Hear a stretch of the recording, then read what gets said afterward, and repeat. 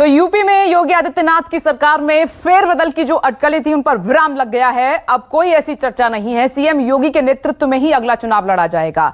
अब सवाल यह है कि क्या विपक्ष तैयार है? सुरेंद्र जी, मुद्दे से नहीं भटकेंगे, सवाल यह है कि क्या आपने सोचा था कि 2022 में भी आप सीएम योगी का ही सामना करेंगे? ये साफ है, उन्हीं के नेतृत्व में चुनाव लड़ा जाएगा। अब सवाल यह है कि क्या आप लोग तैयार हैं, क्योंकि जिस तरीके से सीएम की स्टेटमेंट है वो पहले से ज्यादा मजबूत दिखाई दे रहे हैं। देखिए विपनेश जी, आपने बिल्कुल अगर गंभीरता से पूछा है तो मैं गंभीरता से एक जवाब देता हूं। वो जवाब मेरे ख्याल से सारे विपक्ष का ही होना चाहिए, ऐसा मेरा निजी मानना है। भारतीय जनता पार्टी का नेता कौन होगा ये विपक्ष की सोच नहीं। विपक्ष की सोच हमेशा ये होती कि जनता में चुनाव लड़ेंगे, क्योंकि विपक्ष के हिसाब से सत्ता पक्ष का नेता नहीं होता है। हम क्यों इस बात की वो करें कि योगी रहेंगे, कि मोदी जी रहेंगे, कि केशव मौर्य रहेंगे, या हो सकता है हमारे लिए तो अनिला सिंह जी चीफ मिनिस्टर हो जाए तो क्या बुरी बात है। आप मेरी बात को समझिए कि योगी जी इस वक्त विपक्ष से नहीं लड़ रहे हैं, योगी जी इस वक्त अपने पक्ष से लड़ रहे हैं, सत्ता पक्ष से लड़ रहे हैं। उन्होंने राजनीतिक संक्रमण जो कहा, अपने भाजपा के केंद्रीय नेतृत्व को कहा कि यह राजनीतिक संक्रमण जमुना पार रहेगा। जमुना जो है उत्तर प्रदेश को क्या नाम दिल्ली से अलग करती है, और केंद्रीय नेतृत्व इनका संक्रमण है। इन्होंने जमुना की लाइन खींच दी है।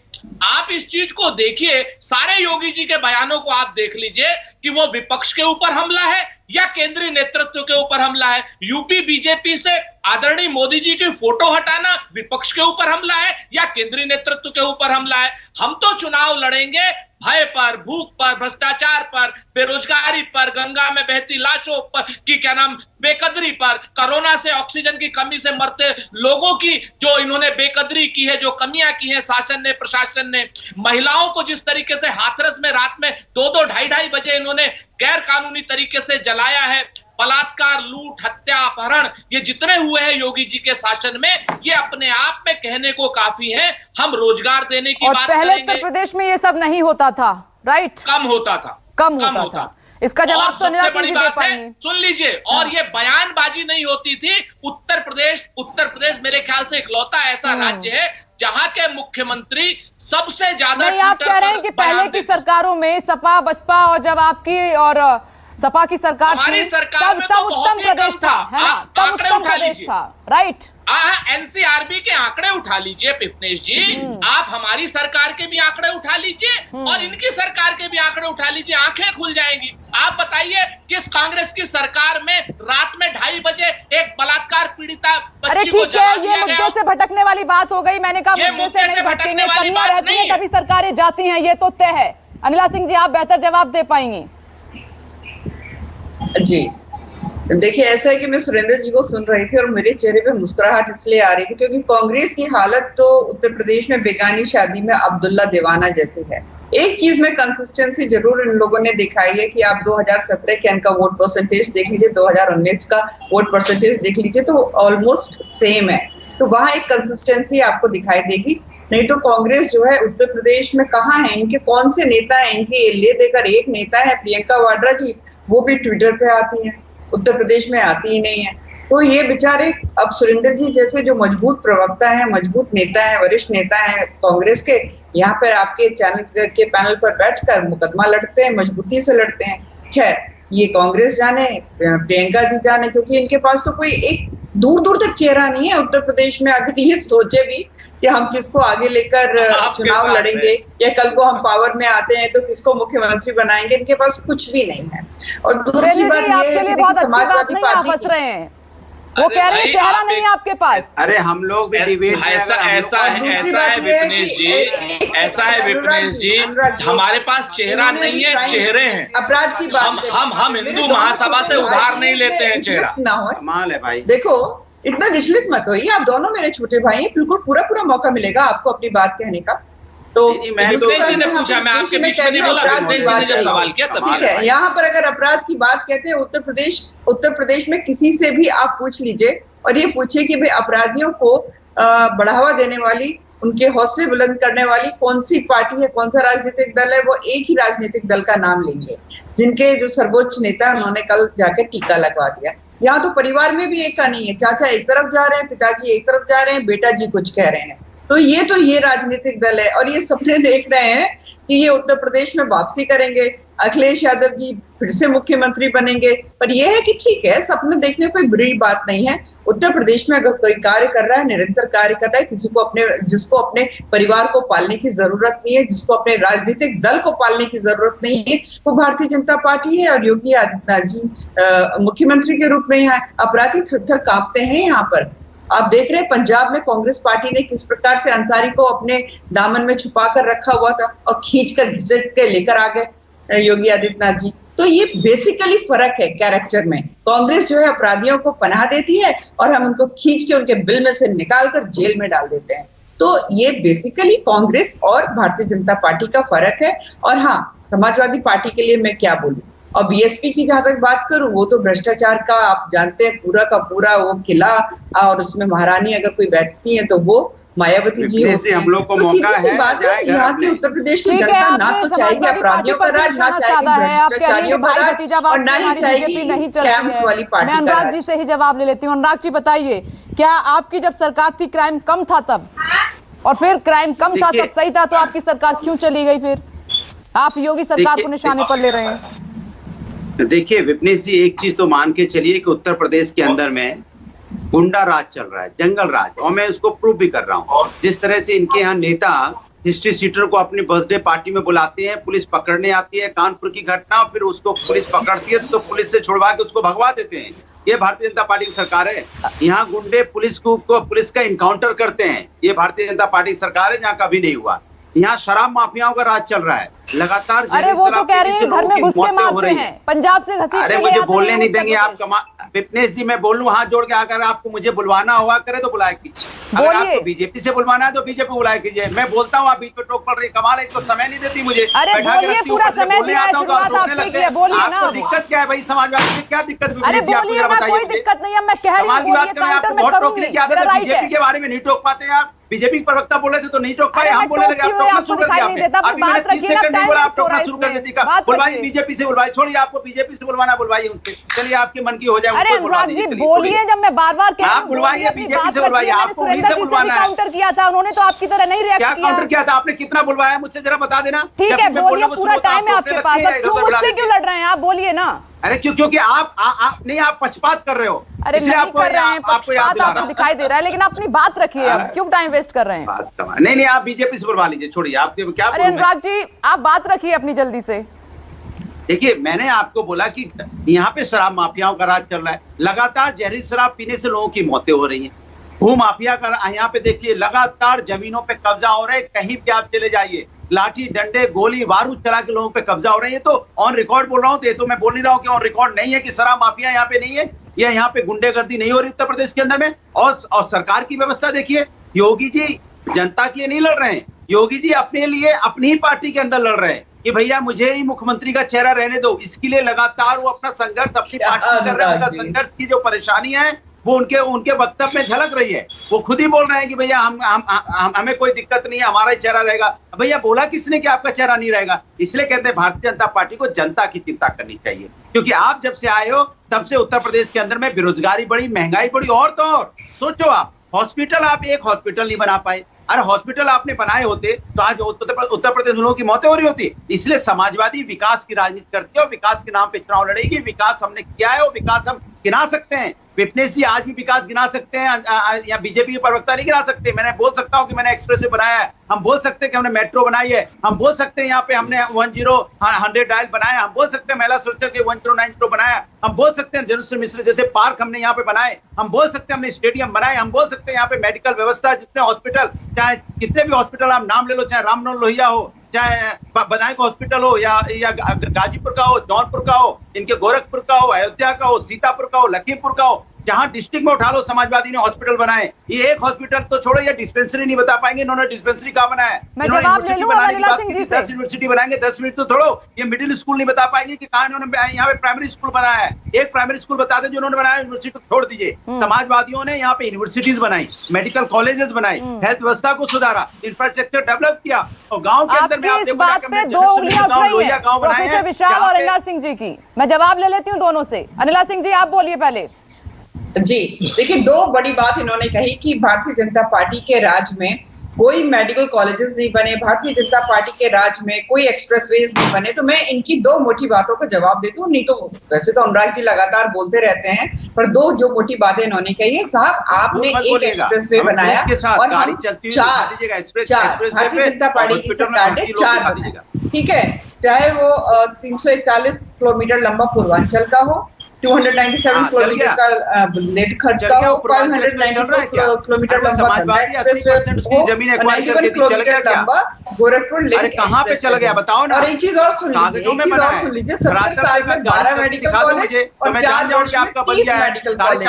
अनुराग जी, मुझे मालूम है आप लगातार इसलिए बोलेंगे कि तो पता चलेगा, आप हॉस्पिटल में एडमिट करते हुए लोगों को दिखा दीजिए, मैं आपको एडमिट हो रहे हैं, एक लाइन में बोलना चाहूंगी, कुछ बेड की व्यवस्था दिखा दीजिए, डॉक्टर दिखा दीजिए, कहाँ पे 70 साल में 12 मेडिकल कॉलेजेस और 4 कहाँ पे मेडिकल कॉलेज है भैया? मेडिकल कॉलेज का नाम तो होगा, है ना? और ये फर्क है बन गया और 12 की 22 गिना दो, बोलने में क्या जाता है भाई? नाम बताइए ना, कहाँ पे है, चल रहा है नहीं चल रहा है, बिल्डिंग दिखाइए, अंदर में वहाँ डॉक्टर है कि नहीं है, नर्सेस है कि नहीं है, वहाँ पे इलाज हो रहा है कि नहीं हो रहा है, बताइए तो सही। ओपीडी चल रही कि नहीं चल रही है, ओपीडी की फोटो भेज दीजिए, एक हॉस्पिटल की ओपीडी की फोटो दिखा दीजिए, कौन सा हॉस्पिटल चल रहा है, तो हिंदुस्तान की जनता देख लो, तो जनता के आपने हॉस्पिटल बनाया है, हवा में बातें कि 12 हॉस्पिटल, 12 एक्सप्रेसवे कहाँ है बताओ तो सही। जब वो इंग्लैंड से बग्गी आई, बताओ तो सही, मैं तो फोटोग्राफ मांग रहा हूँ, हम तो प्रूफ के साथ बता रहे हैं, हमने बनाए और प्रूफ है, सामने दिखाई पड़ता है, आपने कागज में बनाए हैं, वो तो कहते आप बताएंगे नहीं, बस लोगों को पैसे देना है, जुमलेबाजी करनी है बीजेपी को, झूठ बोलना है, इसमें तो आपको पीएचडी हाथ में है बीजेपी को। कर लीजिए मेडिकल कॉलेज, इसके लिए तो वो जाने जाते हैं। कर लीजिए, आप लोग कहीं कोई टिक नहीं सकता है। हम आंकड़ों पे बात गिनाओ तो सही, खाली बोल रहे हो, अरे मैं तो नाम देख के, अच्छा आप 2 मेडिकल कॉलेज का नाम ही बता दीजिए, चलिए 2 मेडिकल कॉलेज का नाम बता दीजिए, अरे बताइए तो सही नाम, अनुराग जी बता तो रही है, 2 मेडिकल कॉलेज सुन रही थी, आप सुन लीजिए। अरे तो नहीं सुन तो लिया, लेकिन मेडिकल कॉलेज का नाम तो पूछ लो कि कहाँ मेडिकल कॉलेज है, फोटो तो मांग लीजिए, कहीं बिल्डिंग तो दिखा दें, कहीं एक्सप्रेस चलती हुई गाड़ी तो दिखा दें, कि कागजी बातें करेंगे कि एक्सप्रेस बना दिया आपने, हॉस्पिटल बना दिए, अच्छी बात नहीं होती है। अरे व्हाट्सएप के जनता को बताए ना कौन सा है, नाम बताए ना, जनता देखना चाहती है, हमें व्हाट्सएप क्या होगा, इससे पता चलता है कि बीजेपी कितना झूठ बोलती है, कि खाली जुमलेबाजी से काम चलाएंगे। आस्था का विषय, एक हॉस्पिटल बताइए जहाँ पे कोविड में काम चलाओ आपके, चाहे वो इंफ्रास्ट्रक्चर का विषय हो, चाहे वो शिक्षा का विषय हो, चाहे वो महिला सुरक्षा का विषय हो। ठीक है, एक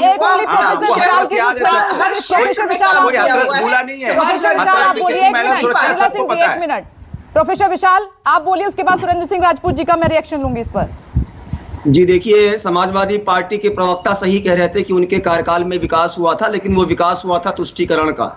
आज भारतीय जनता पार्टी में उत्तर प्रदेश में आदरणीय मुख्यमंत्री जी के नेतृत्व में एंटी भूमाफिया स्क्वाड बना। आपकी जानकारी के लिए समाजवादी पार्टी, जिसमें से 1035 भूमाफियाओं पर किया गया है, 42 पर गैंगस्टर लगाए गए हैं, 70 पर आपराधिक मामले हैं। आज की डेट में 1.27 लाख करोड़ गंगा रुपए का भुगतान किया गया है। डकैती में 60% की कमी आई है, लूट में 66.34% की कमी आई है, हत्या में 24% की कमी आई है, 36,990 पर गैंगस्टर एक्ट लगाया गया है।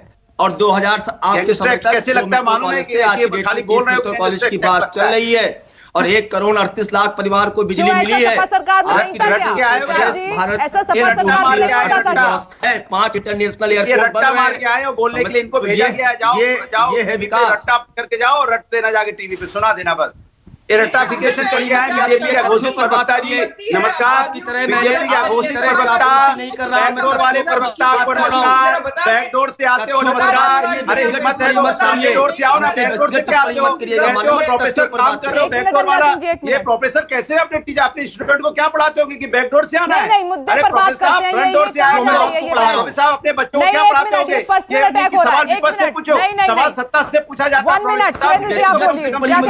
प्रोफेसर लिखने के पहले ये जाता है, बच्चों को क्या पढ़ाते बच्चों को? 1 मिनट भदौरिया जी बोलिए। सुरेंद्र जी, 2 बातें मैं आपसे कहता हूं कि अभी एक भारतीय जनता पार्टी के प्रवक्ता कह रहे थे कि यहां पर गुमराही गैंग है और अफवाही गैंग है। तो निश्चित तौर पर यह सच बात है कि भारतीय जनता पार्टी एक गुमराही गैंग है और संघ जो है राष्ट्रीय स्वयंसेवक संघ एक अफवाही गैंग है, और यह ऐतिहासिक रूप से सच है। और इतना गुमराह और अफवाह करते हैं। हाँ, अभी इन्होंने ही कहा, अगर ये लोग कहेंगे तो भाई सामने सुनेंगे ना। अफवाही गैंग भी है और गुमराही गैंग भी है, और एक अफवाही गैंग की प्रवक्ता है और एक गुमराही गैंग के प्रवक्ता है। अब आप समझिए इस बात को कि किस, अब आप मुझे सिर्फ गुमराही गैंग की मैं बात करता हूं पहले। अरे चुप रहो डॉक्टर विशाल, अगर जरा सी भी तमीज है तो चुप हो जाओ। जाइए आप एक बार अगर पढ़े लिखे हो, प्रोफेसर असलियत में हो तो चुप हो जाओ। मैं आपके बीच में नहीं बोला। अगर पढ़े लिखे हो तो चुप हो जाओ। पढ़ लीजिए, बोलिए राज सुरेंद्र जी। तो ये जो अफवाही गैंग और गुमराही गैंग है, ये पहली चीज तो मुझे जब बताते हैं कि 30 मेडिकल कॉलेज बता दिए, तो अगर 30 मेडिकल कॉलेज बन गए होते तो लाखों लोग उत्तर प्रदेश में कोरोना से नहीं मरते, उनको बेड मिल जाते, उनको ऑक्सीजन मिल जाती, उनको वेंटिलेटर मिल जाते। अगर इनके पास 48 जो हमने ट्रॉमा सेंटर बनवाए थे उसमें डॉक्टर ही रख देते और पैरामेडिकल स्टाफ रख देते तो उत्तर प्रदेश की स्थिति ना होती। और जो 4 अभी इन्होंने एक्सप्रेस वे बताए हैं, उन चारों एक्सप्रेस वे में विपनेश जी आपसे मैं अनुरोध करता हूं कि आइए, गाड़ी उठाइए, उनमें चारों में से किसी एक एक्सप्रेस वे पे चलते हैं। अगर कोई भी ये बता दे चलने वाला तो हम भी चल लेंगे उस पर। तो ये जो अफवाह तंत्र भारतीय जनता पार्टी का है और संघ का है, जिसके एक दूसरे भारतीय जनता पार्टी के प्रवक्ता बैठे हैं, ये सब लोग इस तरीके की बातें करते हैं जैसे उत्तर प्रदेश में सब कुछ रोजी रोजी है। अगर ये सब कुछ रोजी रोजी होता तो राधा मोहन सिंह को एक आम कार्यकर्ता से लेकर के विधानसभा अध्यक्ष तक मिलने की आवश्यकता पड़ती क्या?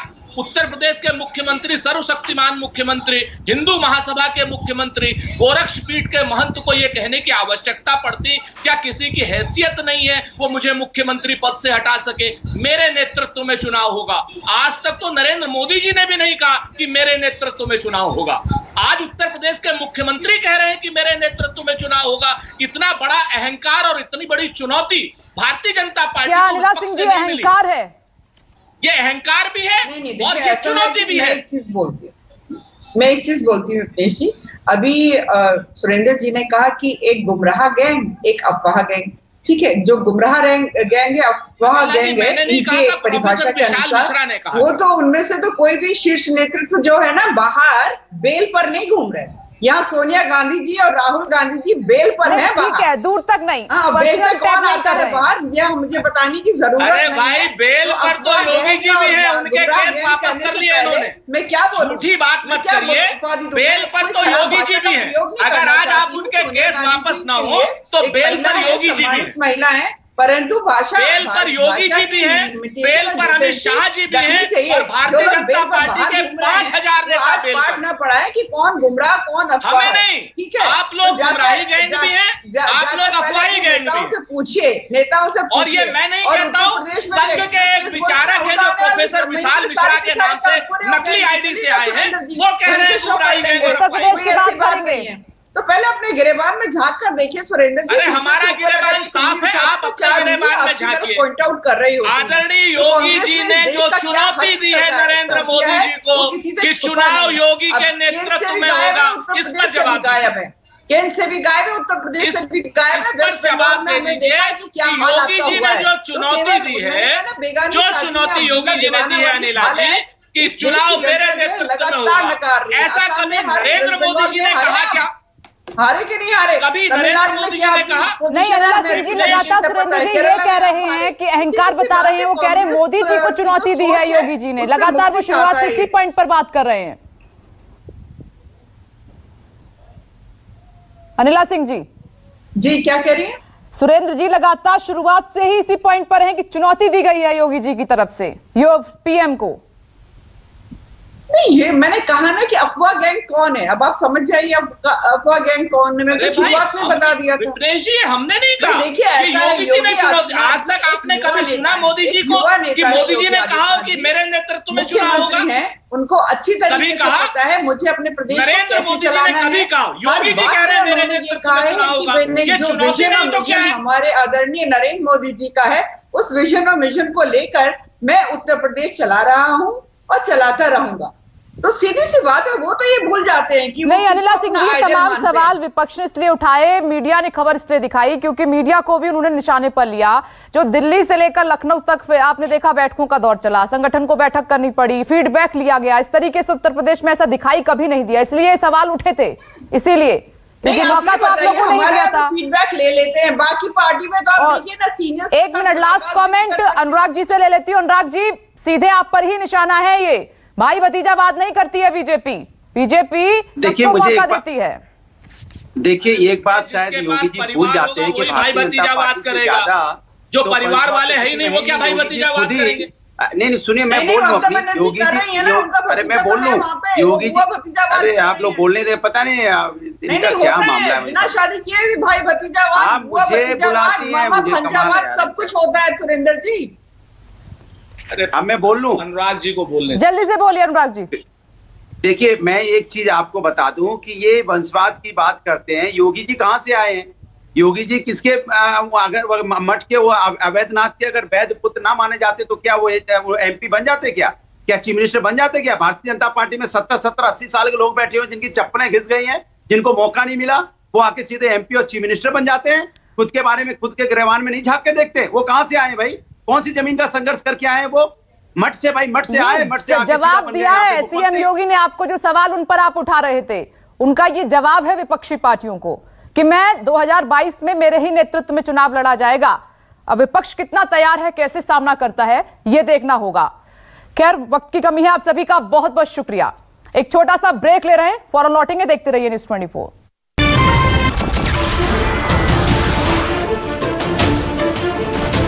नमस्कार, मैं हूं मानक गुप्ता। अगर आपको हमारा ये वीडियो पसंद आया हो तो इसे लाइक और शेयर जरूर करें, और हां, हमें सब्सक्राइब और फॉलो करना ना भूलें ताकि आप देश और दुनिया की कोई खबर मिस ना करें। तो जुड़े रहिए हमारे साथ और देखते रहिए न्यूज़ 24।